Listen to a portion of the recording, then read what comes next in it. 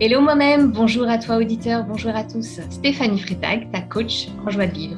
Je suis très heureuse de te retrouver cette semaine dans mes capsules pleines d'amour où mes invités viennent nous livrer quelques-uns de leurs secrets pour s'aimer plus et profiter pleinement de la vie. Cette semaine, j'ai la joie de recevoir Étienne Chartrand, ou Tony C pour les amis.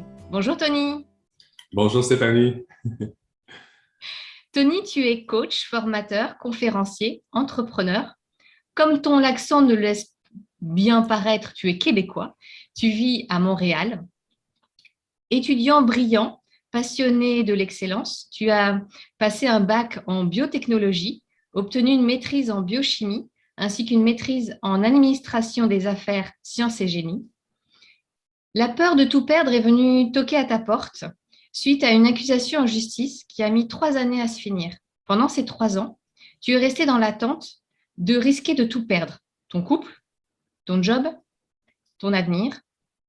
Malgré une carrière multidiplômée toute tracée, tu as trouvé le courage de sortir du chemin prédéfini pour créer le métier qui te ressemble.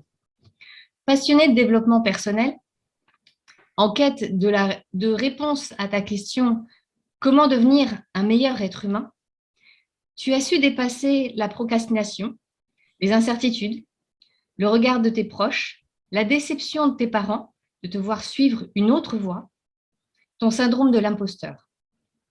Tu as trouvé le courage de demander de l'aide et de progresser. En duel avec ta peur de l'échec, tu as gagné tes lettres de noblesse. On s'est rencontrés à l'Académie Zéro Limite de Martin Latulippe, où tu réalises des coachings pour les élèves en les aidant à lever leurs blocages, à sortir de leurs habitudes un peu plombantes pour en mettre des plus soutenantes. Tu prônes l'importance des micro-changements chaque jour. Je partage avec toi le goût de la science, cet élan d'aller au bout des choses, de maîtriser les sujets qui te passionnent et cette recherche de mieux comprendre l'être humain que tu es, ainsi que tous les autres. Merci Tony d'avoir accepté mon invitation. Wow, Stéphanie, merci infiniment à toi pour cette magnifique présentation. Le fait de t'entendre, ça me touche, ça me fait prendre conscience de tout le chemin parcouru, de toute cette transformation-là qui s'est installée au fil des années. Et écoute, je suis très, très honoré de te retrouver ici. Merci beaucoup pour cette magnifique introduction. Merci Tony. Pour ceux qui ne te connaissent pas encore, Tony, est-ce que tu peux nous dire qui tu es? Oui, donc, mais comme tu l'as si bien expliqué, je suis Étienne Chartrand, donc je suis originaire de la ville de Ottawa au Canada. Et donc, j'ai commencé avec un parcours en sciences. Donc, j'ai toujours été passionné par la science, particulièrement la biologie, biochimie. Et je suis déménagé dans la merveilleuse ville de Montréal. Donc, à l'âge de 23 ans, c'était en 2007 pour poursuivre mes études en sciences. Et voilà, donc aujourd'hui, j'accompagne les gens de mon entourage à mettre en place des micro-changements dans leur vie pour les aider à obtenir des résultats triomphants. J'ai un parcours assez atypique, comme tu as pu en glisser quelques mots dans l'introduction, on pourra certainement en parler un peu plus en détail, mais vraiment, je suis quelqu'un de très diversifié et j'essaie de contribuer, d'avoir un impact positif en aidant les gens autour de moi à changer, à devenir le type de personne qu'ils souhaitent être. Je présente une approche qui est déculpabilisante, en fait, en lien avec le changement de comportement. Je pense que le mot déculpabilisante est très, très important. Et c'est vraiment ce qui m'habite. C'est devenu une mission pour moi maintenant d'aider les gens à se débloquer, puis leur faire prendre conscience également que c'est possible de changer, en fait, peu importe qui nous sommes, peu importe l'histoire que nous avons, c'est toujours possible de changer. Et il y a des façons d'y parvenir. Donc, c'est rendu ma raison d'être, si on veut, d'aider les gens autour de moi à découvrir ça, puis leur présenter une méthode éprouvée qu'ils peuvent appliquer aussi donc, quotidiennement. Voilà. Qu'est-ce que t'apporte ton métier aujourd'hui? Écoute, mon métier m'apporte tout, tout ce que j'ai toujours cherché. Finalement, c'est une question tellement large, tellement intéressante. Mon métier, c'est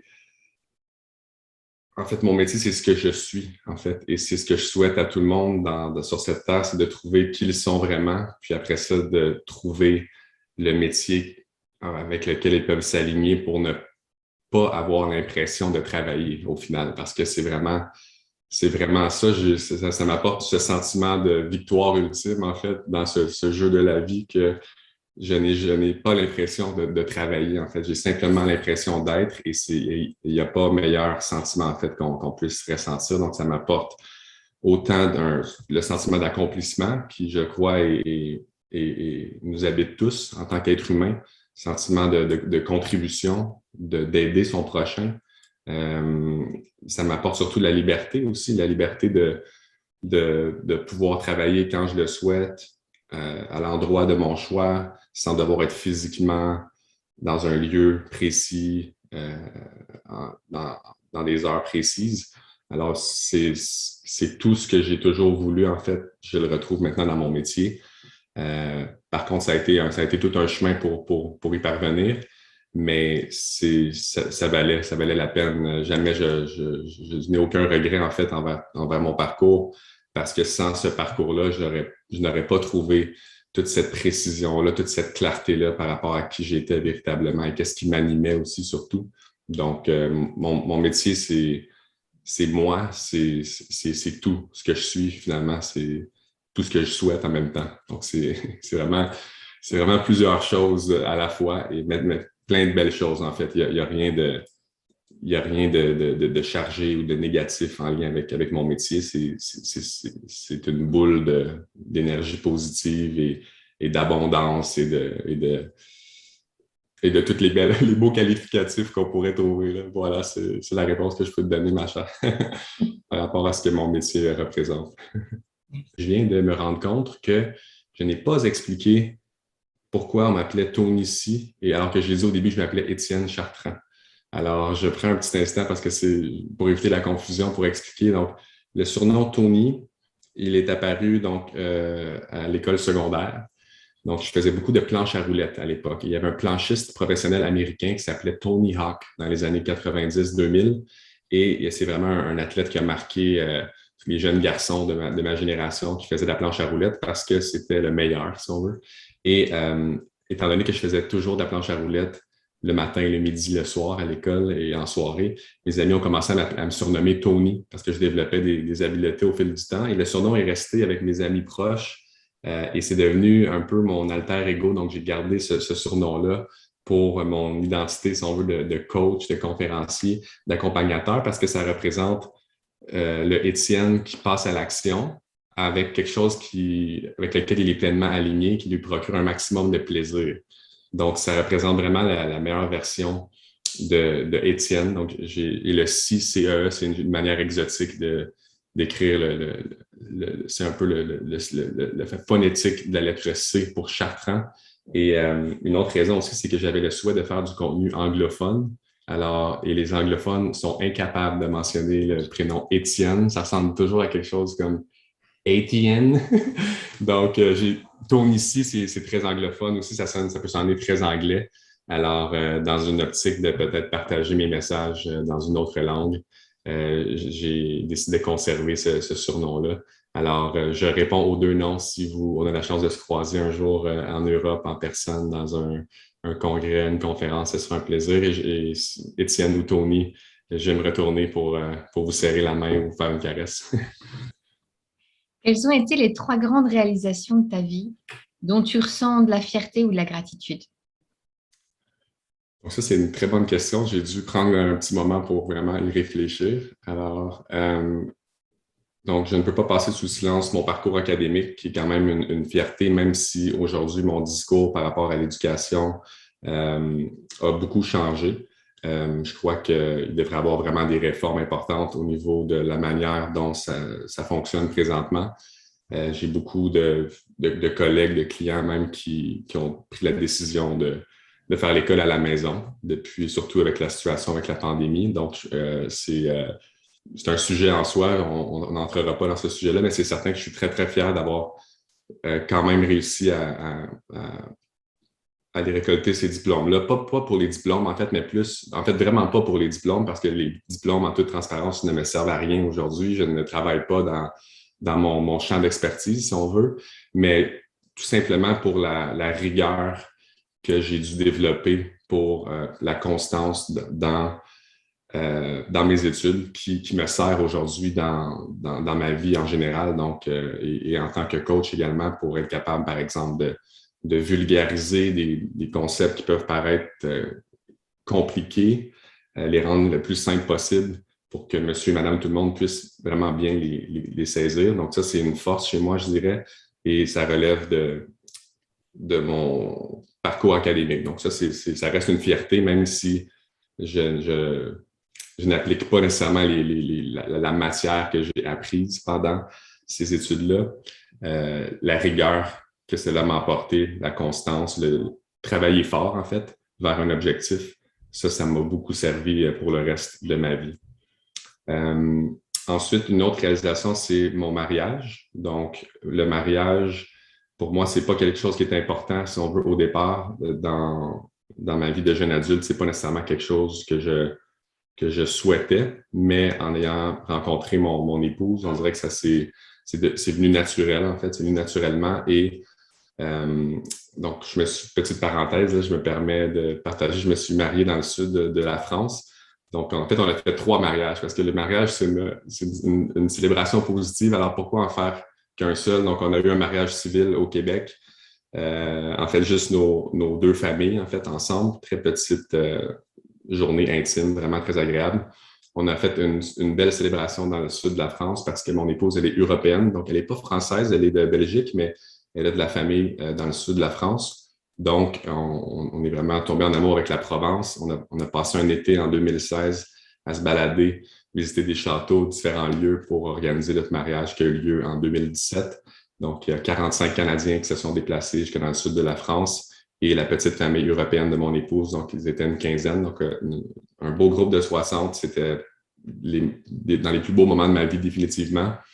Et on a fait une autre célébration à notre retour au Québec parce qu'il y avait des membres de ma famille. J'ai une très grande famille. Donc, du côté à mon papa, ils sont 10 enfants. Donc, ça fait beaucoup de cousins et cousines.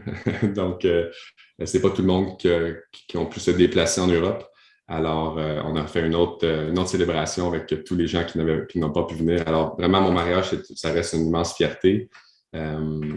Et finalement, ma troisième fierté, je te dirais, ma chère Stéphanie, c'est mon défi que je me suis lancé en 2018. Un défi personnel de publier 365 capsules vidéo en une année. Donc, une capsule vidéo par jour, en fait, dans lesquelles je m'étais engagé à partager du contenu positif et inspirant. Et pourquoi je m'étais lancé ce défi-là, en fait, eh bien, c'était pour me prouver à moi-même que j'étais capable de me transformer, en fait, que j'étais capable de devenir quelqu'un qui était constant parce que je faisais beaucoup le yo-yo dans ma vie, en fait. Donc, j'ai souvent fait le yo-yo, c'est que des fois, tout va bien, on est sur une belle séquence, on s'entraîne régulièrement, on dort bien. Prenez l'habitude ou l'action positive, bénéfique de votre choix et après ça, il y a quelque chose qui va arriver dans notre vie, on va partir en voyage ou il va y avoir un imprévu, ça va nous dérouter, si on veut, et on va finalement arrêter de faire cette action-là qui pourtant était tellement positive pour nous. Donc, j'étais tanné un peu de faire ce yo-yo-là dans différentes sphères de ma vie et là, je voulais me prouver à moi-même que j'étais capable de faire une action importante pour moi pendant une année complète. Donc, ce défi-là, ça a été un défi personnel, en fait, que j'ai partagé, si on veut, avec mon entourage, mais ça a été aussi la pierre angulaire, le point tournant de tout le reste de ma vie, en fait, parce que j'ai trouvé cette clarté que j'avais tant cherché dans mon long parcours académique, entre autres. Donc, à chaque fois que j'obtenais un nouveau diplôme, je pensais que c'était pour être heureux, trouver un emploi qui me convenait, mais c'était jamais le cas au final. J'ai essayé 3 fois après 3 diplômes, mais c'était toujours la même cassette. Donc, à un moment donné, j'ai compris que je devais changer quelque chose. On pourra en parler un peu plus tard avec plaisir, mais ce défi a été pour moi on a un terme ici au Canada influencé des États-Unis qui dit qu'il est un game changer, donc quelque chose qui change la partie qui change le cours de l'histoire, dans un sens. Donc, ça a été ça pour moi, ce défi-là, parce que j'ai trouvé cette clarté. J'ai confirmé que j'étais capable de changer, que les concepts que j'avais appris fonctionnaient. Et c'est là que j'ai commencé à m'intéresser aussi à l'étonnant pouvoir des petites habitudes. Et en parallèle à ce défi-là, j'ai été me former parce que j'ai compris, en fait, tous les forces que j'avais naturellement dans ma vie venaient s'unifier dans un métier qui était le métier de coach. Donc, j'ai toujours été quelqu'un avec une très bonne écoute, avec un respect de tous les gens autour de moi, un non-jugement. Les gens venaient naturellement se confier à moi ou me demander conseil dans certaines situations. Donc, j'ai compris en faisant ce défi-là que je devais devenir j'étais un coach déjà. Et donc, je suis allé chercher les outils, la formation nécessaire. J'ai fait du gros travail sur moi aussi également pendant tout ce processus-là. Et en fait, mon métier maintenant, c'est à cause de ce défi. Alors, c'est sûr que ça, c'est dans mon top 3 des fiertés d'avoir réussi à compléter ce défi-là. Et là, j'espère que je suis dans le processus de déménagement au Portugal. Alors, on va se rapprocher de fuseau horaire. J'espère que on pourra se reparler dans quelques années et que ça deviendra une fierté, ce déménagement en Europe. Alors, on a le rêve de se reconnecter à la nature, de vivre dans un endroit espacé. On veut un environnement qui est plus favorable, si on veut, au bien-être général. Je parle beaucoup de l'environnement dans mes enseignements comme étant la main invisible qui influence nos comportements. Et le Canada, c'est un pays merveilleux. Le Québec, c'est extraordinaire. Mais c'est l'environnement climatique peut être très difficile. Donc, on a des longs hivers et c'est rendu normal pour nous, en fait. Donc, on se rend pas vraiment compte que ça nous affecte. Donc, avec la baisse de luminosité qui arrivera bientôt avec le changement d'heure, début novembre. Donc, on a moins de lumière. Il fait très froid, donc on est très, très crispé, très, très tendu lorsqu'on doit sortir à l'extérieur. Et tout ça, ça nous affecte, en fait. Ça nous affecte au niveau psychologique, au niveau physique. Et quand on a le choix maintenant d'habiter presque où est-ce qu'on le souhaite, hein? Toi, tu viens tout juste de déménager, Charles-Stéphanie, à Paris. Donc, ouais. Donc, c'est possible de se relocaliser partout. Et on a donc décidé de choisir le Portugal. Mon épouse a habité au Portugal pendant 5 ans lorsqu'elle était petite.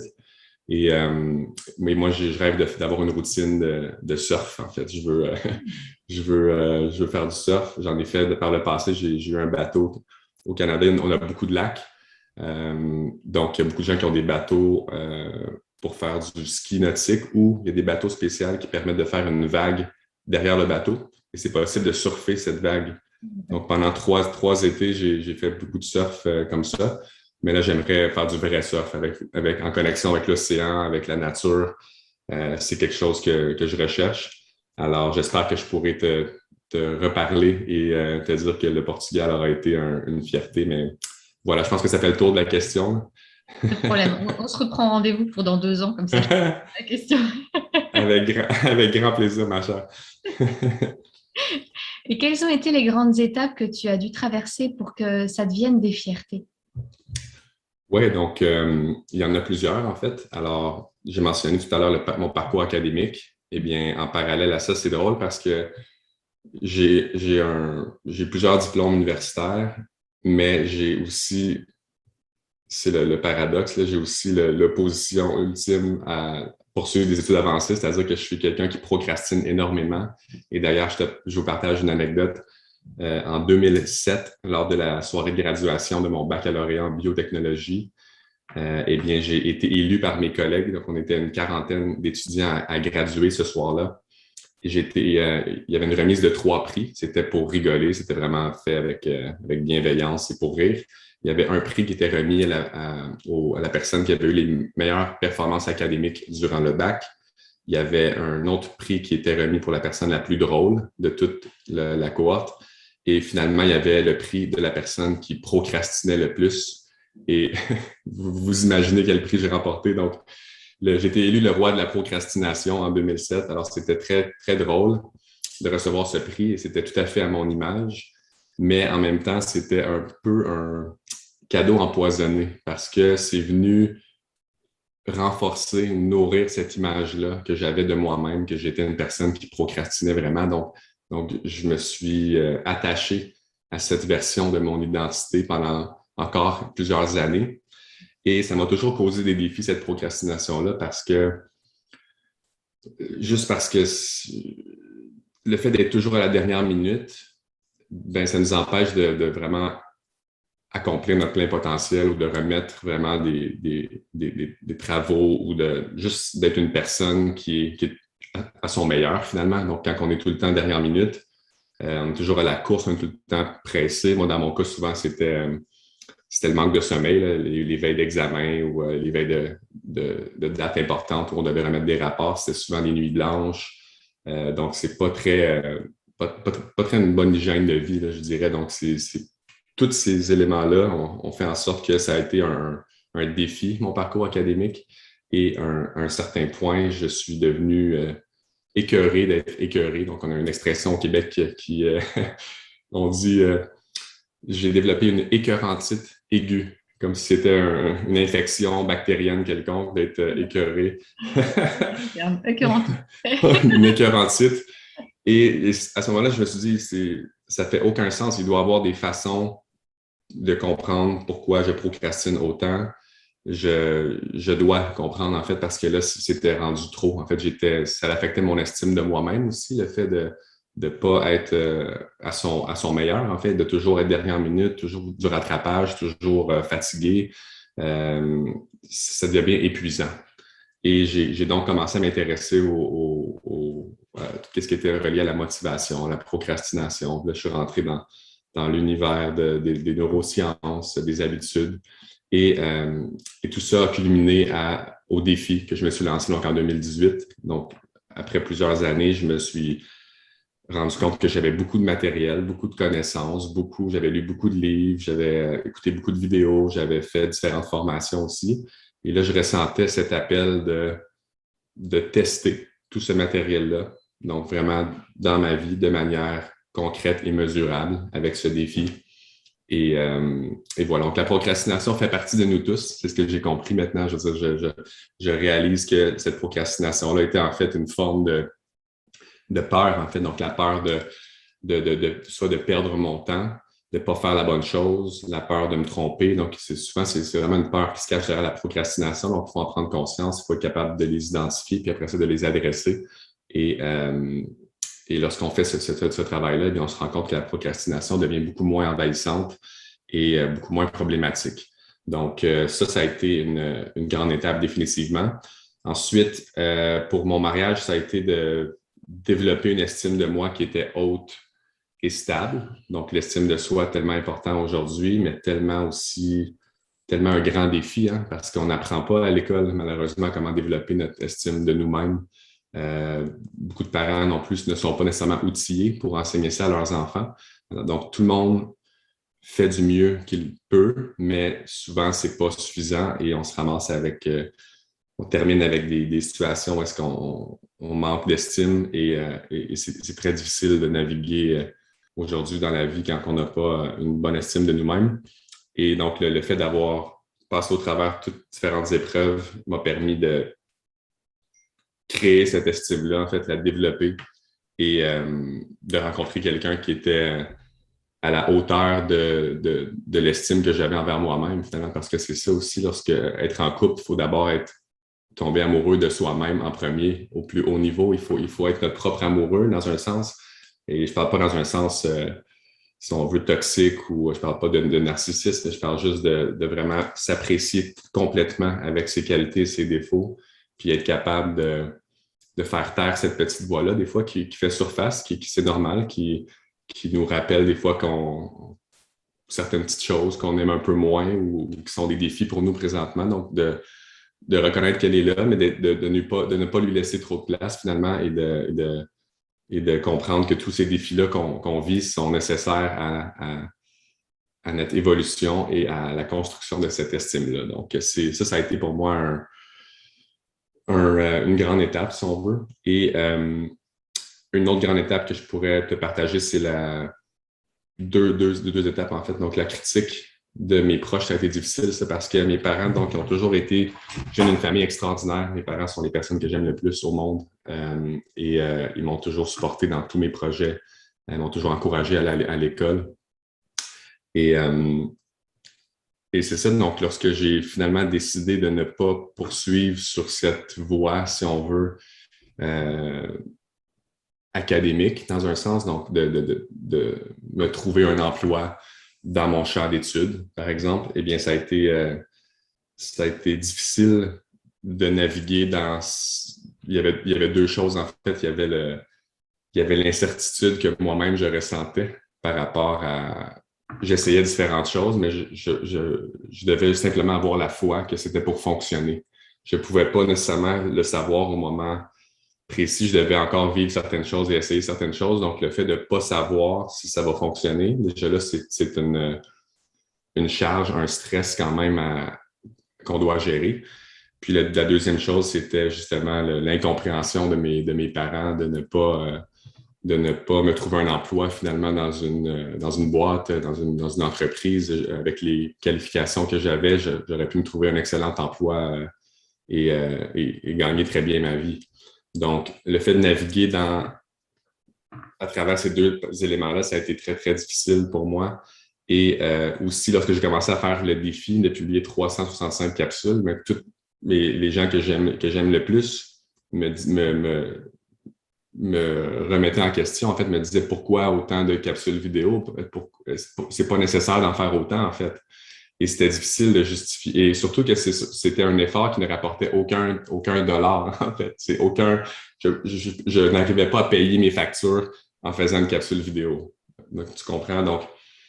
Donc, ça a été très difficile surtout quand c'est les proches, en fait, les gens très proches de nous, mes meilleurs amis, mes parents que j'admire, même ma conjointe par moment. Donc, quand ces personnes-là te remettent en question ou se questionnent sur la validité de certaines de tes actions ou la nécessité c'est très difficile. Donc, il y a vraiment un sentiment d'isolement qui est fort présent. Et là, tu dois l'épuiser au fond de toi-même pour vraiment... pour aller chercher cette force, tu dois toujours garder la foi, mais tu dois te faire confiance aussi. C'est beaucoup de se faire confiance, mais c'est surtout c'est de s'écouter, en fait. Puis ça sera un message que j'aimerais partager avec notre audience, ce sera un des secrets, là, définitivement, c'est de ne pas avoir peur de se faire confiance. Si on a un ressenti quelconque, il faut aller explorer, il faut aller explorer ça davantage. Et je vais faire un parallèle avec ce que je dis tout à l'heure quand on parlera de sensibilité, mais il faut être sensible à ça. Et j'ai appris ça. Et par moi-même, en fait, j'aurais souhaité qu'on me montre qu'on m'enseigne comment être plus sensible à mon instinct et mon ressenti intérieur, parce que c'est tellement, tellement important. Ce sentiment-là, c'est toujours la bonne chose à faire, en fait. C'est toujours la bonne chose à faire. Si on ressent ça, il faut continuer. Il faut continuer, même si autour de nous, on a l'impression que tout s'écroule ou qu'on n'a pas le support qu'on aimerait avoir. Si on a ce petit sentiment intérieur-là qui nous incite à continuer, eh bien, on doit le faire. On doit le faire. Et donc ça a été définitivement un défi, la critique de mes proches. Et finalement, ça a été ma résilience, en fait. Donc, tu as mentionné au début que j'ai eu des démêlés avec la justice. Donc, pour faire une histoire très courte, lorsque j'étais à l'université, une personne de mon entourage m'a approché pour me demander si je pouvais commander des produits, on va dire dans la catégorie des suppléments alimentaires. C'était des produits qui étaient tout à fait légaux au départ. Donc, je commettais aucune infraction, sauf qu'à un moment donné, ce qui s'est produit, c'est que ce type de produit-là est devenu illégal, en fait. Donc, il y a eu un changement au niveau de la loi des substances contrôlées du Canada et la substance que je commandais en échange de sommes d'argent importantes est devenue illégale et je ne le savais pas finalement. Et là, j'ai eu des gros problèmes, en fait. Donc, j'ai subi une arrestation, on m'a interrogé pendant plusieurs heures. J'ai dû comparaître à la cour Et finalement, donc, après 2 ans et demi d'incertitude, à ne pas savoir en fait si j'étais pour écoper d'une peine de prison, parce que c'était ça les conséquences si le dossier ne se terminait pas en ma faveur, c'était le prix à payer. Eh bien, j'ai été complètement acquitté. Donc, juste un mois avant le mariage aussi, donc j'aurais pu dire qu'une des grandes étapes avec mon épouse a été ça. Donc, elle a été elle m'a supporté jusqu'au bout de ces défis-là. Et j'en suis très reconnaissant aujourd'hui. Mais elle aurait très bien pu décider de partir parce qu'elle n'avait pas, s'était pas engagée pour ça lorsqu'on s'est rencontrés. Donc, j'aurais tout à fait compris et j'aurais dû respecter sa décision. Mais j'ai été très chanceux et je suis très reconnaissant qu'elle soit restée à mes côtés pendant cette période d'incertitude-là. Et là, j'ai dû naviguer pendant 2 ans et demi avec une épée au-dessus de la tête, dans un sens, parce que je ne savais pas si peut-être qu'un jour, je devais aller faire un peu de temps en prison. Et pour moi, je me considère pas comme un bandit, là, donc... et ça aurait été vraiment... ça aurait été encore plus difficile. Je serais passé au travers, mais ça aurait été beaucoup plus chargé au niveau des conséquences. Mais voilà, donc ça a définitivement forgé ma résilience, le fait de te lever tous les matins et de devoir finalement te détacher des choses que tu ne peux pas contrôler et te concentrer sur qu'est-ce que je peux contrôler aujourd'hui. Je peux contrôler mes émotions, je peux contrôler les actions que je fais et pour le reste, mais ça ne sert à rien que je pleure, que je sois stressé, que je sois fâché. C'est sûr que toutes ces émotions-là, je les ai ressenties pendant un certain temps, j'ai dû les vivre, mais à un moment donné, pendant 2 ans et demi, il faut lâcher prise, et le plus tôt, le mieux. Et lorsqu'on comprend que certaines choses ne relèvent pas de notre contrôle, la vie, c'est ça, la vie, il y a des choses des fois qui sont incontrôlables, il y a un facteur aléatoire aussi, parfois, des fois, c'est juste une malchance ou il y a vraiment un facteur qu'on ne peut pas contrôler. Ça fait partie de la vie. J'aime bien l'image de... On n'est pas là pour juger les événements qu'on vit, qu'on nous donne à vivre, mais on est là pour apprendre à danser avec. Arrêter de se dire, est-ce que c'est bien, est-ce que c'est pas bien ce qui j'arrive, est-ce que c'est de ma faute, est-ce que c'est la faute des autres? Apprends juste à danser avec, c'est tout ce qu'on a. Donc, j'ai appris le tango avec... J'ai appris à danser le tango à cette époque et je prenais des cours de tango avec mon épouse en plus. C'est une image extraordinaire que tu viens de partager, Stéphanie. J'adore cette métaphore. Et c'est ça, en fait, c'est apprendre à danser avec ces choses-là qu'on ne peut pas contrôler, mais on peut décider si on danse le tango ou si on reste à la maison en boule à pleurer. Donc, on a toujours 2 options. Et ça, ça a été un autre pierre angulaire dans ma vie. C'est sûr que j'ai eu plusieurs remises en question à ce moment-là, plusieurs doutes. Et une fois que la charge émotionnelle est passée, eh bien là, j'ai dû apprendre à naviguer quotidiennement avec ce facteur d'incertitude-là. Mais aujourd'hui, ça mène dans une position où est-ce que je me sens prêt à tout, en fait. Je me sens tellement confiant envers les défis que la vie pourra m'envoyer parce que j'ai quand même réussi à passer au travers cette période de temps avec beaucoup d'incertitudes. J'ai quand même réussi à avancer, puis à me transformer, puis finalement à émerger de tout ça et à embrayer. Donc, c'est sûr que ce n'est pas un événement dont je suis fier, mais j'avais besoin, dans un sens, de passer par là pour devenir qui je suis aujourd'hui. Et qui je suis aujourd'hui, eh bien, j'en suis extrêmement fier. Donc, ça prend des fois des événements plus difficiles que d'autres. Souvent, l'humain quand il n'a pas le choix de puiser au fond de lui les meilleures énergies ou d'aller chercher le meilleur de lui-même, ben c'est souvent là qu'on en sort grandi et transformé. C'est pour ça que plusieurs personnes, je suis certain que tu connais ou que tu as la chance d'échanger avec, qui ont vécu des choses très, très, très difficiles. Aujourd'hui, ce sont des personnes qui brillent et qui ont réussi à tourner ces épisodes de noirceur-là en lumière extraordinaire. Donc, ça prend la noirceur pour avoir la lumière. On doit vivre les différentes émotions, les différentes situations que la vie nous envoie pour être en mesure d'apprécier davantage qui nous sommes et les événements qui viendront vers nous. Pour poursuivre, est-ce que ta sensibilité a été une difficulté dans ta vie? Donc, écoute, c'est une très bonne question, Stéphanie. Donc, ma sensibilité et mon empathie envers les autres ont toujours été une force naturelle chez moi, je te dirais. Jamais vraiment un défi. Par contre, mon manque de sensibilité envers mes intuitions, comme j'ai parlé un peu plus tôt, pour moi, m'ont causé des difficultés, en fait. Donc, je suis quelqu'un qui est de nature très, très rationnelle. Et ça a ses avantages, mais ça vient avec son lot de défis également. OK? Donc, toujours été passionné de science, comme vous l'avez entendu, toujours quand même été dans l'action, toujours en train de calculer les risques. Mon père est comptable, donc définitivement, je est en comptabilité, je retiens de lui. Mon père, c'est l'humain le mieux organisé de la planète entière.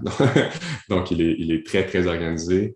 Et moi, je suis quand même très bien organisé aussi. Donc, pas à son niveau, mais tout près, deuxième. Donc, ça, ça vient c'est venu avec ces défis parce que je me sers beaucoup de ma tête, en fait, lorsque je prends des décisions. Et maintenant, c'est beaucoup mieux, ça reste une zone de travail, mais je dois prendre des décisions qui sont plus alignées avec mon cœur. Et ça, je l'ai réalisé pour la première fois lorsque j'ai décidé de tourner mon regard vers l'intérieur et d'arrêter, si on veut, de suivre le chemin qu'on m'avait si bonnement indiqué avec amour et bienveillance. Donc, lorsque j'ai réalisé que ce chemin-là, en fait, n'était pas mon chemin à moi, mais le chemin que mes parents avaient parcouru et qui, pour eux, leur apportait beaucoup de bonheur et de succès dans leur vie, eh bien, lorsque j'ai compris que ce chemin-là ne m'appartenait pas et ne correspondait pas, parce que je l'ai marché très longtemps, j'ai essayé que ce chemin fonctionne et me procure du bonheur, mais malheureusement, non. Je suis vraiment allé au bout de ce chemin avant de comprendre que c'était pas ça que je devais faire. Et à ce moment-là, j'ai décidé de regarder qu'est-ce que moi, j'aimerais faire si c'était juste moi, en fait. Et c'est là que cette idée du défi est apparue, parce que j'étais déjà dans une démarche de développement personnel depuis quelques années. Et, euh, et voilà, donc c'est vraiment c'est la journée que j'ai tourné mon regard vers l'intérieur et que j'ai laissé parler mon cœur. C'est là que toute la magie de ma vie a commencé à s'opérer. Et c'est pour ça que je me fais un devoir, dans un sens, d'aiguiser, d'affûter ma sensibilité envers mes intuitions, de un, parce que plusieurs fois dans ma vie aussi, j'ai fait des choses dans différentes situations où est-ce que j'avais ce sentiment-là que c'est peut-être pas la bonne chose. Finalement, je le faisais et il y avait des défis ou des conséquences qui s'en suivaient. C'est parce que je n'avais pas écouté mon intuition. Et cette intuition-là non plus, on n'apprend pas à l'écouter ou à la développer à l'école, malheureusement, alors que c'est tellement, tellement important. Donc, de développer cette sensibilité-là à notre ressenti intérieur pour prendre des décisions qui sont plus alignées avec justement notre cœur. Donc, laisser parler notre cœur beaucoup. Je pense que l'intuition est reliée avec le cœur. Et c'est correct donc de servir de sa tête. Ça me sert encore aujourd'hui.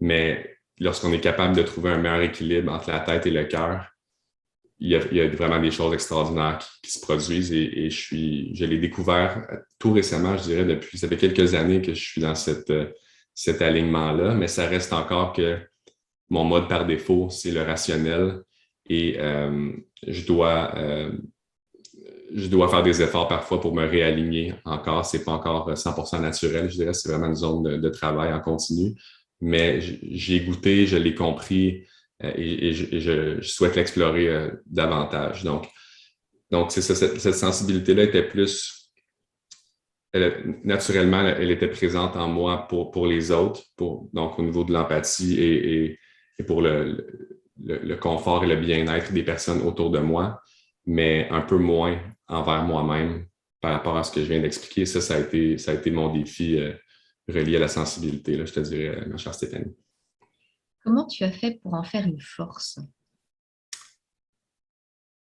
Alors, ben, c'est un peu le processus en continu que je t'explique. Donc, j'essaie maintenant lorsque j'ai une décision importante à prendre, donc je sais tout de suite que la réponse va venir entre les deux oreilles. Mais là, je me fais un devoir d'aller questionner mon cœur lorsque c'est très, très important. Donc, je me prends un moment pour me déposer et voir est-ce que cette décision qui m'est apparue euh, entre les deux oreilles est-elle alignée avec ce que je ressens vraiment intérieurement. Donc, je m'efforce de prendre un moment et de valider avec ma tête si le cœur approuve.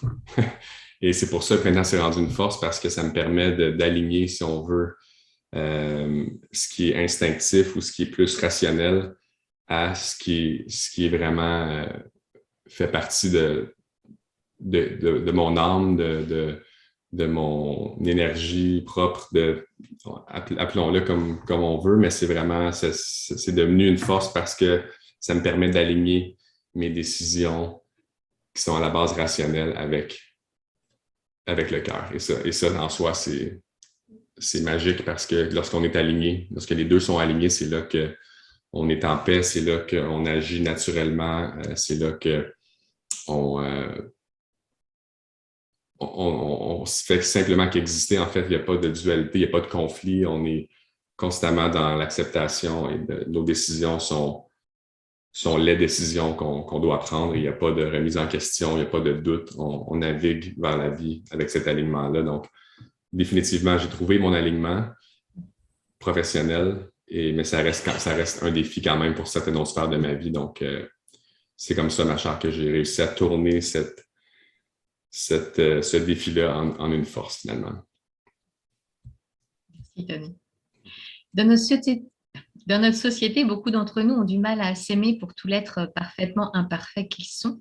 Tu en es où, toi, sur ce chemin d'amour-propre? Écoute, j'ai parcouru un long chemin sur cette voie et aujourd'hui, je suis à un très bel endroit, je te dirais. Donc, je suis très fier du chemin parcouru. Donc, j'ai toujours, comme j'ai partagé un peu au tout début, donc eu des défis avec l'estime de soi. Je pense qu'on en a tous à différents degrés, surtout. Donc, je pense que ça commence à l'adolescence, lorsqu'on commence à prendre conscience de nos différences. Donc, dans mon cas, moi, j'étais quelqu'un qui a grandi très rapidement. Donc, je mesure 1,87 m et donc, j'étais très grand, mais j'étais très mince aussi. Donc, je ne suis pas quelqu'un qui avait une grosse ossature. Donc, donc, ça a toujours été un défi pour moi de maintenir ma masse musculaire, si on veut, puis même de la développer au départ. Donc, ça a commencé à ce niveau-là. Donc, j'étais très grand et très mince. Et c'est un peu au même moment où j'ai commencé à découvrir aussi l'étonnant pouvoir des petites habitudes parce que je partage une petite tranche de vie à l'école secondaire où j'étudiais. L'accès à la salle de sport, on devait avoir 14 ans pour pouvoir y accéder. Et donc, dès que je suis arrivé à troisième secondaire, j'ai pu aller m'entraîner à la salle de sport. Et donc là, j'ai commencé à y aller très régulièrement. Et sans m'en rendre compte, j'y allais pour le plaisir avec des amis, mais je remarquais en même temps que mon corps commençait à se transformer aussi. Et c'est venu vraiment renforcer l'image que j'avais de moi-même. Donc ça l'a certainement aidé avec le volet d'image de soi, de l'estime de soi. Donc l'estime de soi qui est composée de l'amour de soi, l'image de soi et la confiance en soi. Donc le volet de l'image a gagné des points et ça l'a définitivement contribué à améliorer mon estime. Après, ensuite, j'ai eu des problèmes de peau, donc j'ai eu beaucoup d'acné. Alors ça a été un défi pendant plusieurs années, jusque dans la vingtaine. Aussi l'acceptation. Et donc, c'est ça, mais maintenant, puis avec ce que j'ai vécu aussi, c'est toute la procrastination, comme j'ai expliqué comment c'est dur sur soi-même de remettre ou d'agir de manière correcte, bien, alors qu'on sait qu'on est capable de faire des choses excellentes au plus profond de nous-mêmes. Donc, c'est très difficile au niveau de l'estime. Donc, tout le cheminement que j'ai fait avec la procrastination a été bénéfique à mon estime. Le défi de 365 capsules vidéo, ça a été énorme aussi, cet accomplissement-là. Donc, plusieurs événements qui m'ont permis de construire cette estime-là qui aujourd'hui, je sens à toute épreuve, je sens, en vieillissant, on a une certaine maturité aussi, on a un énorme détachement face aux apparences et, euh, et une paix finalement, juste ou un je m'en foutisme aussi peut-être qui est juste plus développé, je sais pas exactement, mais je pense que c'est vraiment la somme des expériences qu'on a vécues et se détacher du regard des autres beaucoup, se foutre de l'opinion des autres, c'est vraiment, donc aujourd'hui, je peux dire avec fierté, la tête haute, que je m'aime complètement et que je suis extrêmement fier de qui je suis. Mais ça n'a pas été, c'est pas venu en claquant des doigts. Il y a eu un travail et c'est d'être capable de reconnaître, si on veut, nos forces, mais nos zones de travail aussi, puis d'aller chercher de l'aide, ça c'est très important, donc de suivre des formations, de lire des livres, d'écouter des podcasts, des conversations comme on a présentement, de pas peur d'aller voir un coach ou un psychologue ou peu importe. Donc ça, c'est la première chose. C'est donc les mots m'échappent, mais voilà, c'est ça qu'on doit faire et il faut pas... il faut marcher le chemin, donc il faut se mettre dans des positions inconfortables aussi. C'est important d'être inconfortable pour progresser. Ça, ce serait une autre clé. Les scrunchs de notre vie, les moments où c'est inconfortable, ils sont nécessaires, sinon on resterait dans notre canapé à rien faire, en fait. Exactement. C'est un peu le paradoxe de Plus l'être humain. En fait, plus on est coincé dans notre canapé, plus l'élan qui va nous faire sortir va être plus fort. Exact. Alors, C'est si tellement on vrai. s'habitue à mettre du mouvement, on a besoin de moins de choses, voilà, fortes pour nous faire bouger. Tellement. Ça, c'est la loi de Newton appliquée au développement personnel que tu viens de partager. Là. Donc, chaque objet en mouvement a tendance à rester en mouvement, mais la force nécessaire pour l'activer va être beaucoup plus grande. Donc, c'est tellement vrai, tellement bien dit. Et c'est le paradoxe parce que par, par défaut, le cerveau que nous avons est programmé pour qu'on choisisse la facilité. Donc, au niveau de l'évolution, c'était une très bonne stratégie de ne pas dépenser de l'énergie inutilement pour pouvoir rester en vie le plus longtemps possible parce qu'on n'avait pas accès à toute cette nourriture ou toute cette abondance et cette technologie que nous avons aujourd'hui. On a toujours ce même cerveau-là. L'humain n'a pas eu assez de temps pour évoluer. Donc, par défaut, la tendance naturelle, c'est de choisir la facilité. Et le paradoxe, c'est que toute la magie de la vie s'opère lorsque on refuse la facilité et qu'on ose passer à l'action et se mettre dans des situations qui sont souvent inconfortables. Donc, c'est ça le paradoxe, c'est qu'on a une espèce de machine, de logiciel qui nous incite à constamment à rester dans le confort et la sécurité et la stabilité, alors que toute la magie opère du côté opposé. Alors, c'est vraiment, d'en prendre conscience, c'est une chose, puis de deux, puis d'essayer de se mettre volontairement dans des situations inconfortables. Je pense que c'est une des meilleures choses qu'on ne puisse pas faire pour grandir. Et puis, si on ne le fait pas assez, bien, la vie souvent va s'en charger pour nous envoyer son lot de défis. Ouais. Donc, voilà. Alors, tu as déjà répondu un peu à la question tout à l'heure par rapport au chemin qui t'a emmené à te choisir et aller vers toi, où tu nous disais tout à l'heure que ça t'a permis de mettre le regard vers l'intérieur. Je reviens sur cette question. Qu'est-ce qui t'a emmené à vraiment plonger ton regard vers l'intérieur plutôt qu'être dans l'extérieur? Ça a été, en fait, c'est une très bonne question, Stéphanie. Je répondrais que ça a été finalement les déceptions du chemin que j'avais, donc qu'on m'avait montré. Je m'explique. Donc, mes parents m'ont toujours encouragé à poursuivre des études, m'ont toujours supporté. Et donc, ils m'ont toujours dit que j'étais pour me trouver un emploi que j'aimais par la suite. Et ça a été un peu ça, donc la déception de ne pas avoir ce que je m'attendais à avoir après avoir complété un diplôme académique. Donc, moi, je pensais être heureux et je pensais me trouver un emploi qui me convenait, qui m'épanouissait. Et ce ne fut pas le cas après le premier diplôme. Donc, ne sachant pas quoi faire, j'ai décidé de poursuivre mes études. Je me suis dit, je vais aller chercher un autre diplôme pour augmenter mes chances d'avoir plus de bonheur puis un meilleur emploi. Et donc là, je suis allé déménager à Montréal pour faire ma maîtrise en biochimie. Donc, après 2 années de recherche dans un laboratoire, je me suis rendu compte que j'étais quelqu'un de trop sociable. Il me manquait en fait l'interaction avec les autres. Et le fait d'être dans le laboratoire isolé, c'était correct, mais je devais avoir plus d'interaction avec le monde extérieur. Et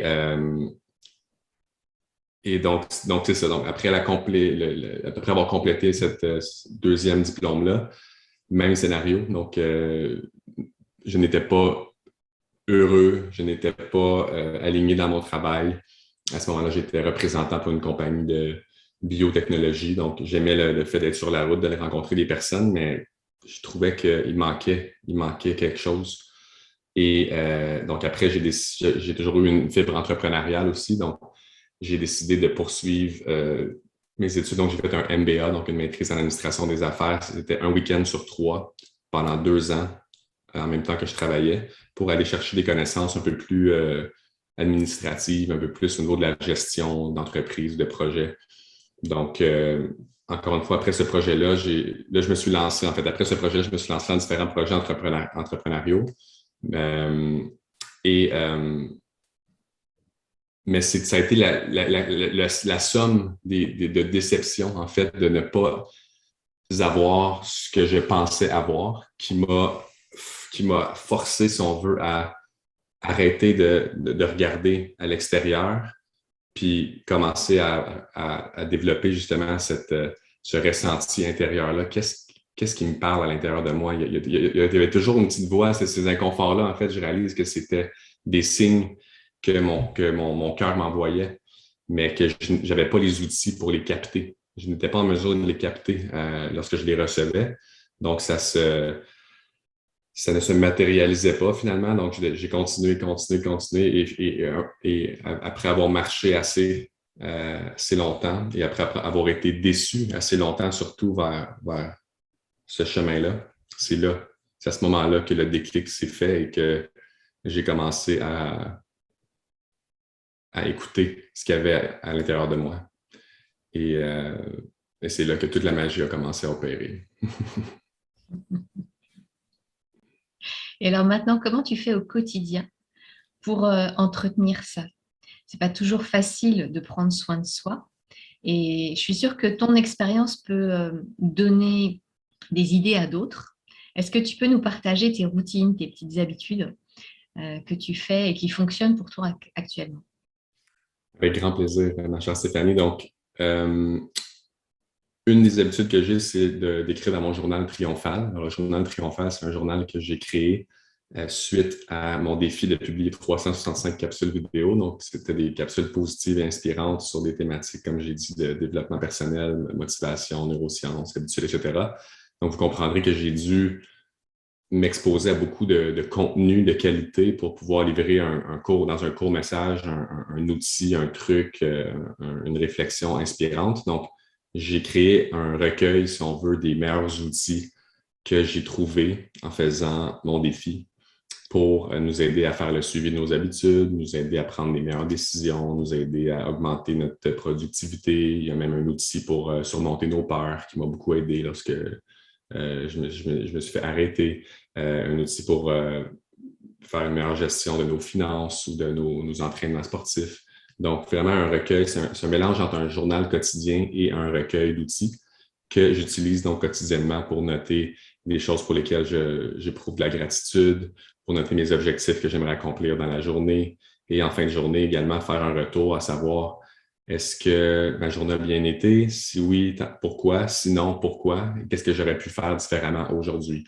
Donc, quelques minutes par jour suffisent pour m'apporter de la clarté, m'apporter aussi un alignement avec les objectifs que je me fixe dans ma vie présentement. Donc, le journal triomphal, c'est un outil extraordinaire qui m'aide depuis sa création en 2019. Ensuite, il y a l'activité physique. Donc, j'ai toujours été quelqu'un qui aimait bouger, en fait, qui devait bouger. Je l'ai réalisé, en fait, pendant le confinement. Ça a été très difficile ne pas pouvoir aller à la salle de sport, ça m'a pris beaucoup de temps à me réorganiser pour pouvoir m'entraîner à la maison parce que quand on est à la maison, on a tous les déclencheurs de nos comportements de la maison. Donc, c'est-à-dire manger dans la cuisine, dormir dans la chambre à coucher, dans le salon, regarder la télé. Mais il n'y a pas d'endroit où on est déclenché pour nous entraîner. Il y avait toujours une coupure entre la maison et le gymnase. Donc, ça a été très, très difficile et je l'ai vu. Donc, pendant 3 mois, je ne me suis pas entraîné du tout et là, je suis devenu vraiment une personne désagréable. Je vous le dis en toute transparence, là, je n'étais vraiment pas agréable à côtoyer. Donc, j'avais une impulsivité, une colère, vraiment une noirceur qui m'habitait. Donc, et je n'arrivais pas à la canaliser positivement, ce que je fais par l'activité physique normalement.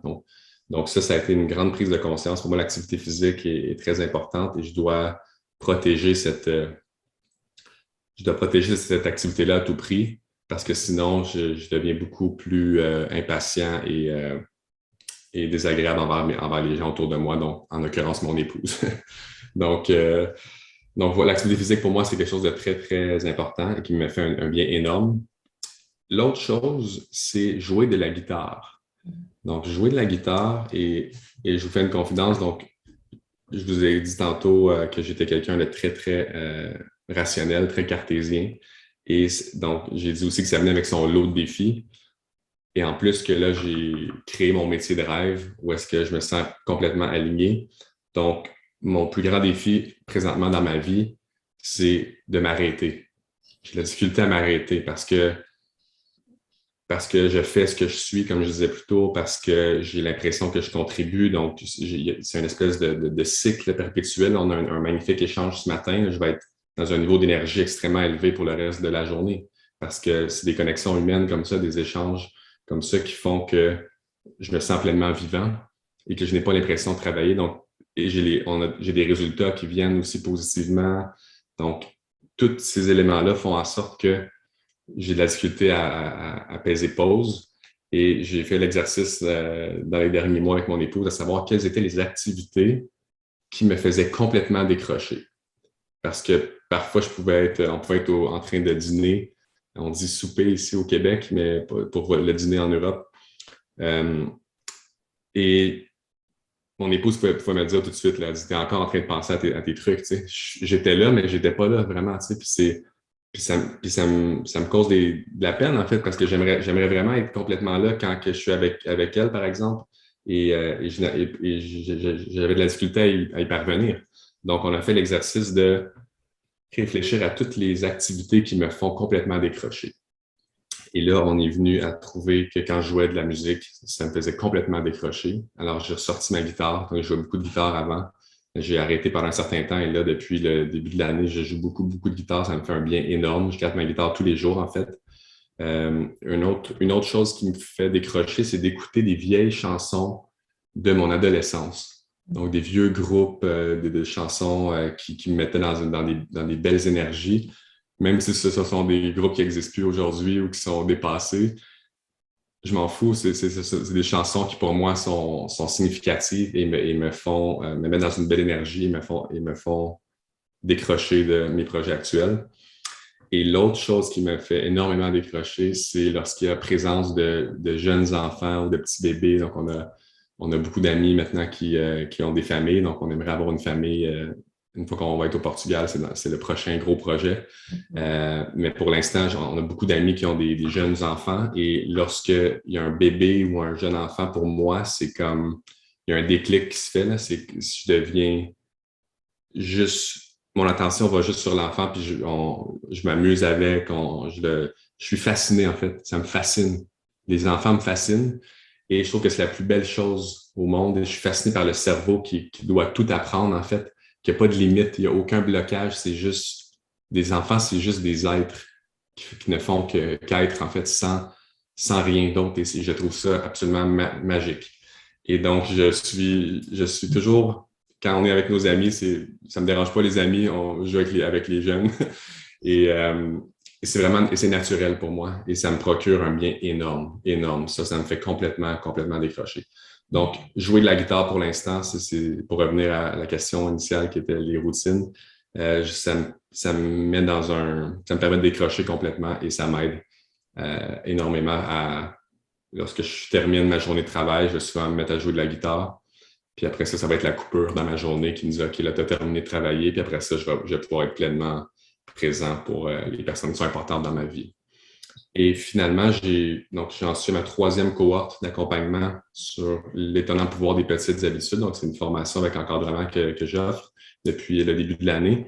Et mon habitude que j'ai commencé à mettre en place, donc ça fait seulement 10 jours, mais c'est le fait de m'étirer, donc faire des étirements en soirée avant le dodo.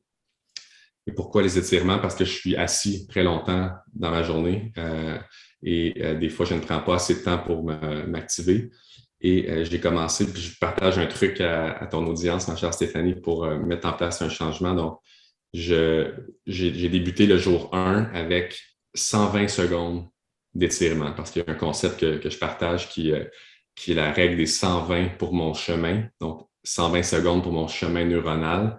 Et qu'est-ce que ça veut dire, en fait? C'est le fait de commencer une action pour 120 secondes uniquement, c'est suffisant pour, si on veut faire un vote en faveur du type de personne que nous souhaitons être, mais aussi au niveau du cerveau et des neurosciences, de commencer à changer la structure de notre cerveau pour développer un sentier après 30 jours de répétition et un chemin neuronal après 90 jours de répétition ou une autoroute neuronale après 180 à 365 jours de répétition. Donc, la règle des 120 pour mon chemin aide les gens à, si on veut, se détacher du fait qu'on veut souvent faire trop tôt. Lorsqu'on met en place un changement dans notre vie, on veut souvent y aller au maximum, alors que c'est une grave erreur. En fait, il faut commencer extrêmement petit. Et moi, je me force à arrêter après 120 secondes le premier jour. Et après, je fais une amélioration d'1% chaque jour. Donc là, je suis rendu au jour 10, je suis rendu à 130 secondes.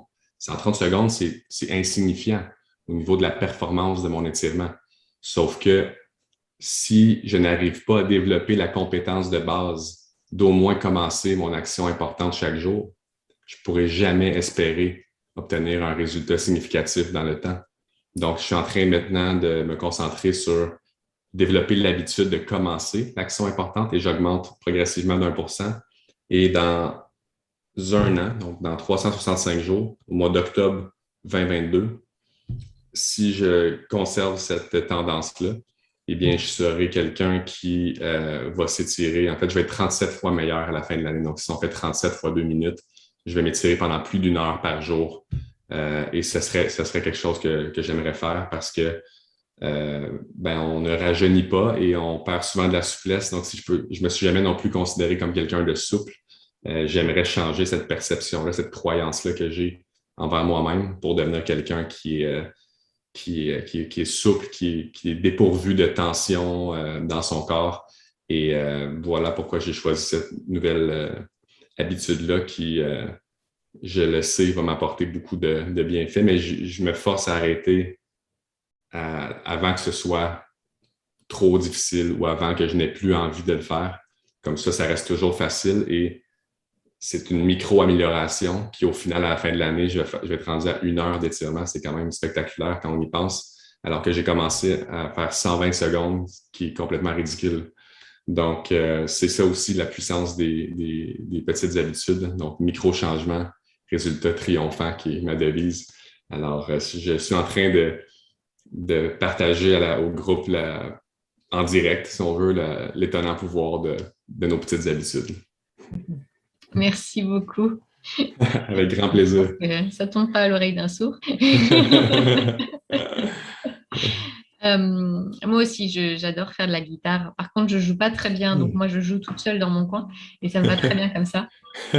Mais si tu continues à jouer un petit peu tous les jours, tu vas commencer à t'améliorer puis tu vas commencer à croire que tu es je le quelqu'un fais que pour moi, c'est mon plaisir perso, quoi. Mais c'est ma petite bulle à moi et c'est un vrai plaisir.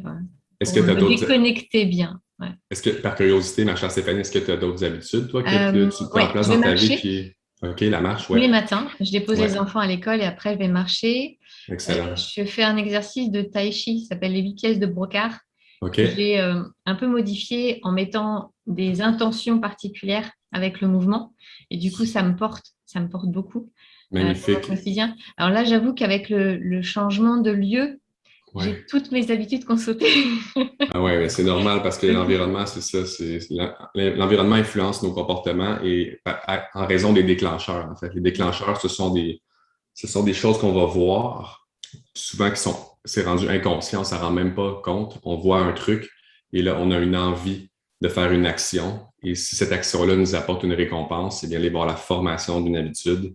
Donc, c'est tout à fait normal que lorsqu'on change d'environnement, on n'a plus les déclencheurs qui nous incitaient à agir d'une certaine manière. Donc, on doit réapprendre à mettre en place des nouveaux déclencheurs dans ce nouvel espace-là. Alors, c'est pour ça que c'est si difficile lorsqu'on change d'environnement. C'est pour ça que le confinement a été si difficile aussi pour plusieurs d'entre nous, parce qu'on passait maintenant la majorité du temps à la maison, alors qu'on avait l'habitude d'aller au travail pendant plusieurs heures chaque semaine.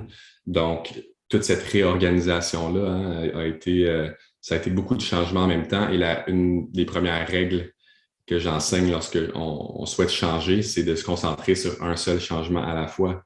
Mais la situation avec la COVID, ça a été on était obligé de modifier plein d'habitudes en même temps. Donc, les gens qui n'étaient pas outillés pour faire face, en fait, personne n'était outillé, là, en toute transparence. Je veux dire, moi et toi, on accompagne les gens. Moi, j'ai eu mon lot de défis personnels aussi. Je pensais que j'étais pour être correct dans un sens. J'étais correct, mais j'ai eu des défis. J'ai eu des gros défis que je ne pensais pas avoir, en fait. Ça m'a surpris. Euh, et c'est ça, donc il a fallu se réajuster et ça prend du temps, ça prend des répétitions. Donc, c'est normal que tu te sentes présentement déboussolé, mais ne t'en fais pas, ça va se rétablir très rapidement. Donc, le Tai Chi, c'est une excellente Une habitude. habitude par jour, enfin, une habitude à la fois. J'essaye Voilà. de rester là-dessus, en me disant, OK, j'accepte le fait que j'ai lâché tout et que je Ouais. reviens à des choses. OK, donc je commence par quoi? Quelle est ma priorité numéro un? Ouais. Celle-ci que je mets en place. Et puis, une fois qu'elle sera bien mise en place, je pourrai en mettre une deuxième et une troisième. Voilà. Tellement, tellement de bonnes J'y stratégies. vais, voilà, petit pas par petit pas, mais avec cette confiance que ça va se faire, quoi. Exact. C'est vraiment chouette, notre nouvelle vie. Donc, Ouais, je suis très content pour vous. C'est vraiment trop cool. merci. Euh, pour poursuivre l'interview, nous ne pouvons pas plaire à tout le monde et avec la visibilité, on est souvent, parfois, la cible de critiques en plus grand nombre. Comment tu fais, toi, pour gérer ça tout en cultivant ton estime de toi? Cette question, elle est vraiment excellente. J'ai adoré là, cette question-là. Euh, Donc, pour le moment, en toute transparence, pour le moment, je n'ai jamais eu à faire face à des grandes critiques en ligne. Donc, je sais que le jour viendra et c'est tout à fait OK. Ce sera bon signe, en fait. Lorsque j'aurai vraiment commencé à avoir des critiques négatives, c'est parce que j'aurai pris encore plus d'expansion et que je réussirai en quelque sorte à divulguer mon message à plus de personnes. Donc, pour l'instant, je m'en suis quand même sauvé, je te dirais. Mais par contre, je ne suis pas inquiété par rapport à ça. J'ai subi des critiques souvent dans ma vie à différents égards. Et avec tout le chemin que j'ai parcouru en développement personnel, avec les situations que j'ai vécues, avec les outils que j'ai appris dans ma formation de coaching, j'ai compris quelque chose de déterminant, en fait, qui a complètement changé ma façon de voir la critique. Donc, c'est important de nuancer juste avant. Il faut rester ouvert à la critique constructive. Ça, c'est un conseil important, en fait, parce que ça nous permet de progresser, quand on est capable quand on est ouvert à se faire dire des points d'amélioration. Il faut l'être, en fait. Il faut rester ouvert parce que sinon, c'est embêtant, on se limite beaucoup, ça va nous retarder dans le processus de développement. Donc, si c'est de la critique constructive, c'est positif, c'est correct. On a besoin de ça, en fait. Par contre, si quelqu'un, par exemple, met un commentaire négatif gratuit sur une publication en ligne, eh bien, pour moi, des fois, je suis témoin de ça sur certaines publications, je vois des réactions. Et la prise de conscience que j'ai eue, c'est que cette personne-là, en fait, en prenant le temps d'écrire un commentaire négatif ou haineux ou désagréable, gratuit, ce n'est que le reflet, ce commentaire-là, du mal-être de la personne qui l'écrit. Donc, ça vient complètement me détacher du commentaire parce que je comprends que ça, c'est un miroir, en fait, de quelqu'un qui n'est pas bien. Quelqu'un qui prend le temps de gratuitement rabaisser les autres, de gratuitement faire des commentaires désagréables. C'est quelqu'un qui n'est pas bien à l'intérieur de lui. C'est quelqu'un qui a énormément de chemin à parcourir. Et lorsque je vois des commentaires comme ça, j'ai vraiment une pensée. J'essaie d'envoyer de l'amour et de la bienveillance vers cette personne-là en lui souhaitant intérieurement qu'elle trouve la paix intérieure. Parce que pour faire de la négativité gratuite ou de la haine gratuite, il faut avoir subi beaucoup de négativité, beaucoup de haine, il faut être en souffrance parce qu'il n'y a aucun humain qui est aligné ou qui est en paix avec lui-même qui va faire ça. Aucun.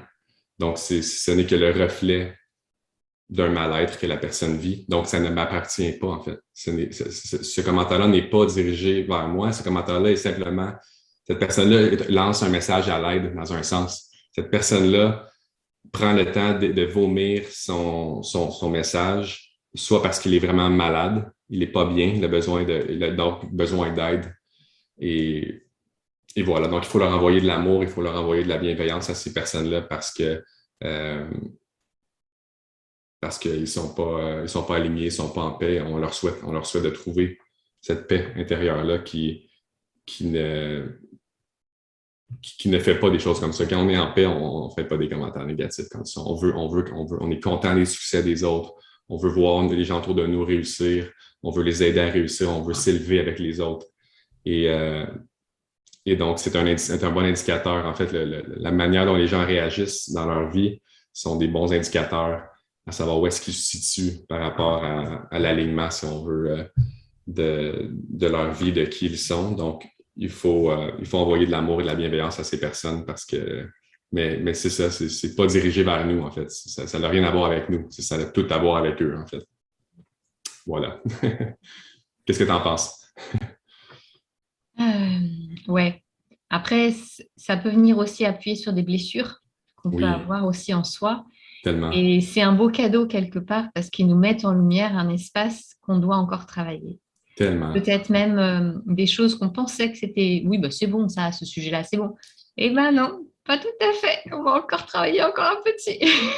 C'est tellement un bon commentaire que tu viens d'apporter. J'adore. C'est totalement 100% raison. En fait, les réactions qu'on ressent lorsqu'on va lire un commentaire comme ça sont des indicateurs de nos zones de travail. Tout à fait. Surtout si ce sont des émotions qui sont chargées, qui sont porteurs d'émotions plus difficiles. C'est une très belle nuance que tu viens d'apporter. Vraiment, ça fait beaucoup de sens. Et Tony, en conclusion, quel secret la vie t'a apporté que tu souhaiterais léguer à ce monde? Ouais, ben, c'est une très bonne question. C'est une excellente. J'ai adoré tes questions. Je te l'ai dit souvent, je te l'ai dit avant l'échange qu'on a eu, mais j'ai beaucoup aimé ton professionnalisme et le fait que ça m'a permis de me déposer. J'ai dû vraiment prendre quelques instants pour réfléchir à ces questions-là parce que je n'avais pas l'habitude de répondre à ce genre de questions.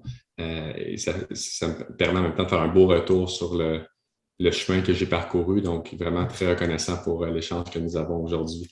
Et en conclusion, donc un des secrets que je pourrais partager, en fait, c'est que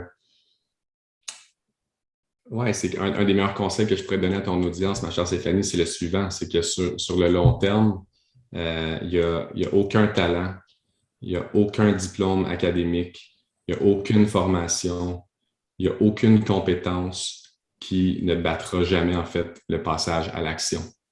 Alors, vous pouvez attendre que tout soit parfait, vous pouvez aller chercher tous les diplômes que vous voulez, toutes les connaissances que vous voulez. La façon la plus déterminante et la plus rapide d'apprendre, c'est d'y aller, simplement, d'enfiler ses chaussures et de sortir, de se lancer, même si c'est inconfortable, même si on n'est pas certain, même si c'est pas 100% clair.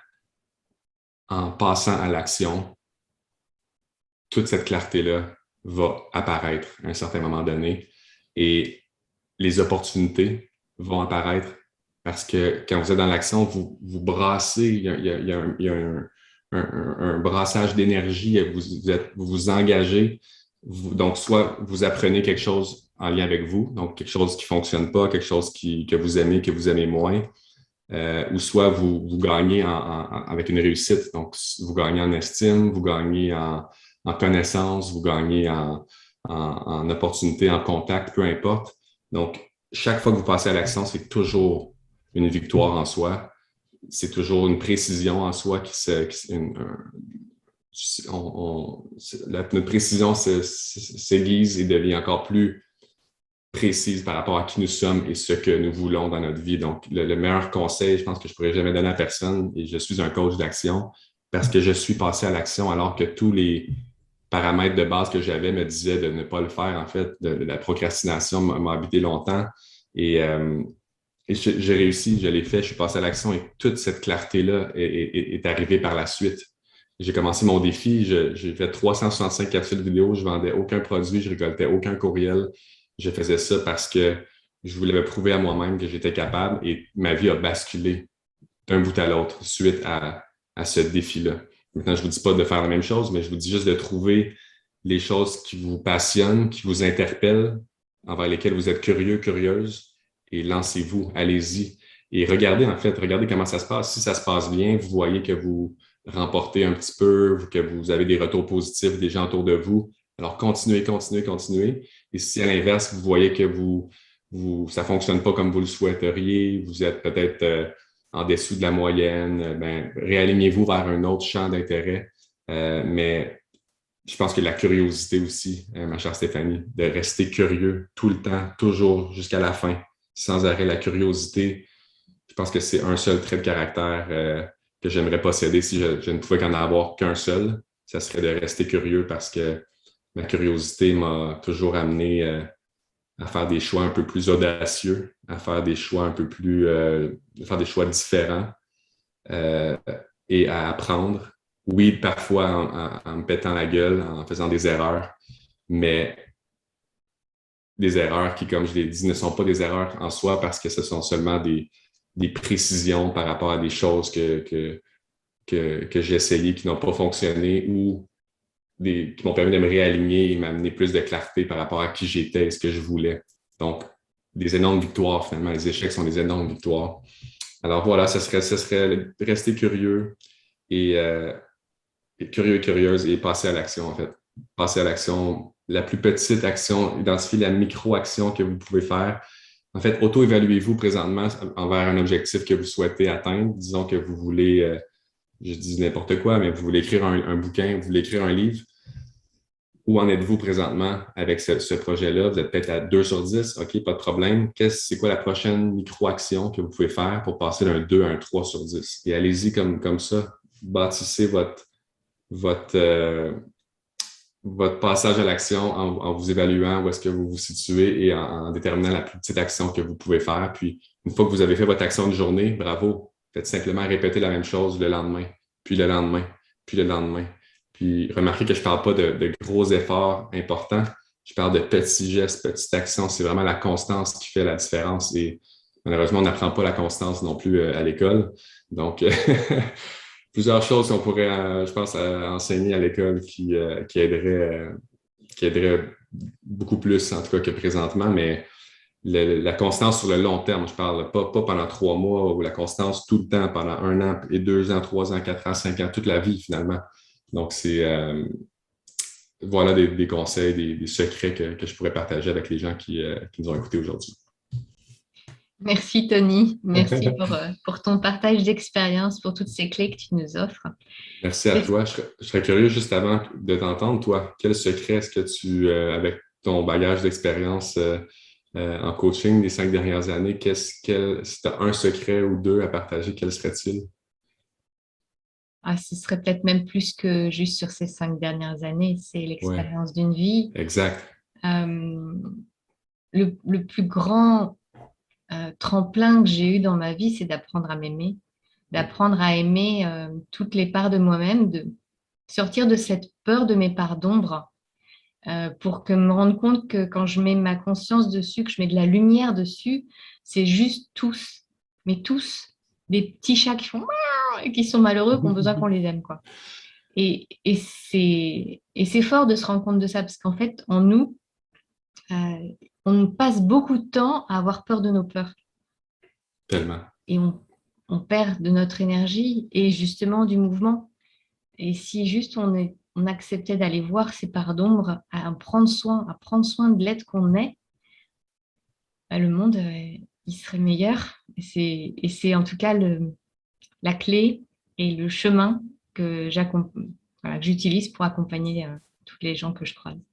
Magnifique. Merci pour ce partage. Puis j'ai adoré ce que tu viens de dire par rapport aux zones d'ombre. C'est important d'aller les explorer puis de trouver une manière de les nourrir intelligemment. Je parlais de l'activité physique tout à l'heure. Moi, ça me permet de nourrir mes parts d'ombre qui m'habitent de manière intelligente. Et ça me permet de mettre un peu de lumière, si on veut, sur ces zones intérieures-là, dans un sens, et atténuer cette colère qui peut faire partie de moi par moment. T'sais. Donc, on a tous nos ombres, ça se reflète de différentes manières pour chacun de nous, mais j'ai aimé la clé d'aller explorer ces zones-là, même si ça peut être très inconfortable, et de les comparer à des petits chatons qui rugissent. Merci. J'étais curieux d'avoir ton opinion sur cette question parce que je trouvais que c'était une très, très bonne question. Puis je suis certain que tes auditeurs et auditrices en ont retiré beaucoup de valeur aussi. J'espère sincèrement que toi, auditeur, tu profites de ces clés, de toutes les clés que Tony nous a partagées aujourd'hui, pour t'inspirer sur ton propre chemin de vie, pour te mettre en mouvement, pour oser être la belle personne que tu es et t'aimer encore plus sur ton chemin. J'aimerais beaucoup lire sous cette vidéo, dans les commentaires, tes questionnements, ton cheminement, ton évolution. Où est-ce que tu en es, toi? Viens mettre sous cette vidéo ton ressenti et je serai très heureuse de pouvoir partager avec toi et cheminer ensemble. Tony, merci. Merci pour tout ce que tu as partagé. Je te souhaite une très, très belle continuation sur ton chemin. Où est-ce qu'on peut te retrouver en ce moment? Merci Stéphanie. Donc, vous pouvez me retrouver sur les réseaux sociaux. Alors, Facebook, ce sera Coach Tony C. Alors, le lien devrait apparaître quelque part sous la vidéo. Et mon site web, donc tonyc.coach. Donc, à ces deux endroits, et Instagram également. Donc, tonyc.coach également sur Instagram. Donc, je partage à chaque semaine du contenu en lien avec l'étonnant pouvoir des petites habitudes. Sur mon site web, vous pouvez vous abonner à mon blog dans lequel je envoie directement dans votre boîte courriel 2 articles par mois, en fait, donc 2 conseils par mois en lien avec les habitudes pour vous aider à faire ces prises de conscience-là, mais également vous partager des stratégies concrètes. Donc, vous avez compris aujourd'hui que j'aimais beaucoup le passage à l'action. J'étais un fervent représentant et croyant dans le passage à l'action. Donc, des stratégies pour vous aider à vous activer, vous mettre en mouvement si vous sentez que vous êtes bloqué. Et pas des stratégies compliquées, en fait. J'ai vraiment plusieurs stratégies très, très simples, comme la règle des 120 pour mon chemin, 120 secondes, pour vous aider à mettre en place des changements qui sont importants pour vous aider à devenir le type de personne que vous souhaitez être. Donc, Facebook, Instagram, mon site web, vous avez les liens juste là. Merci, ma chère Stéphanie. Merci, Tony. Merci à toi pour ce bel échange. Vraiment, c'est un honneur d'être ici aujourd'hui. Cher auditeur, écoute ton cœur, suis ta boussole de joie, garde ta créativité et mets-toi en mouvement. Je vous souhaite une très belle continuation. À très bientôt. Au revoir. Salut Tony. Si vous connaissez quelqu'un à qui cette vidéo pourrait faire du bien, n'hésitez pas à la lui partager. Et pour ne rien rater de mes prochaines vidéos, pensez à vous abonner à ma chaîne. En activant la cloche, vous recevrez les notifications par mail. Je vous souhaite une excellente journée, une belle continuation et à très vite.